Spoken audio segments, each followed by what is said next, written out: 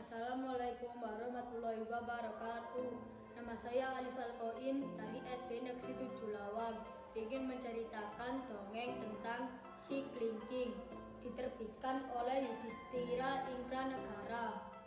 Dahulu hiduplah sepasang suami istri di sebuah desa di Pulau Belitung.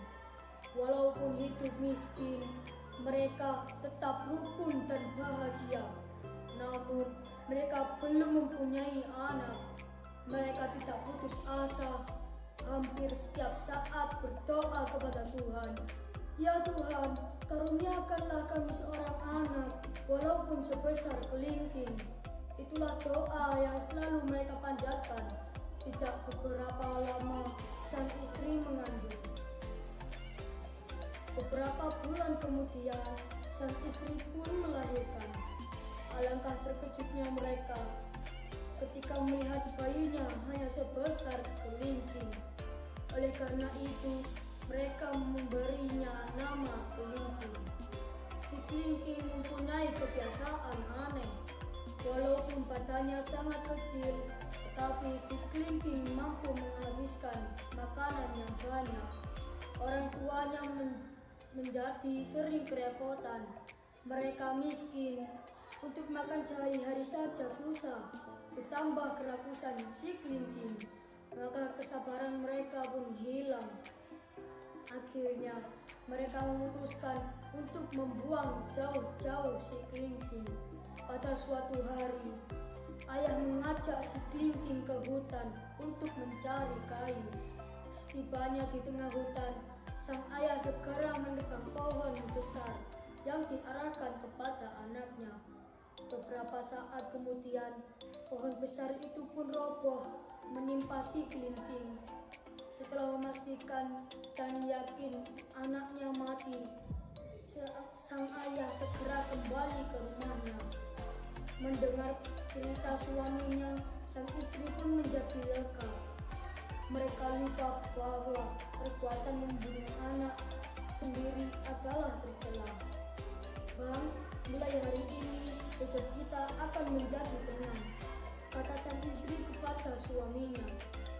Baru saja kata-kata itu terlontar dari mulut istrinya, tiba-tiba terdengar suara terjakan dari luar rumah. Ayah, ayah, diletakkan di mana kayu ini? Suara keras terdengar dari luar rumah.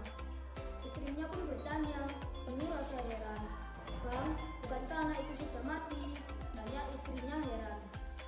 Ayo kita keluar melihatnya, seru sang suami. Penasaran, mereka sangat terkejut melihat si Klingking sedang memikul sebuah pohon besar di pundaknya. Setelah meletakkan kayu itu, si Klingking langsung mencari makanan di rumahnya. Karena merasa kelaparan, ia pun menghabiskan sebakul nasi. Sementara ayah dan ibunya hanya duduk terbengong-bengong melihat anaknya. Tidak tahu apa yang harus mereka perbuat. Singkat cerita, meskipun sudah beberapa kali disingkirkan, tetapi ia tetap kembali lagi. Mereka kehabisan akal untuk menyingkirkan si Klingking. Ketika melihat si Klingking begitu lahapnya makan dan seolah tak pernah tahu niat jahat orang tuanya. Akhirnya mereka sadar si Klingking adalah darah dagingnya. Sudah seharusnya ia dipelihara dengan baik. Sejak saat itu, mereka menerima keadaan si Klingking apa adanya. Ternyata keberadaan si Klingking sangat berguna. Dengan tenaga yang besar, si Klingking mampu melakukan pekerjaan yang berat. Pada akhirnya, hidup mereka menjadi lebih baik.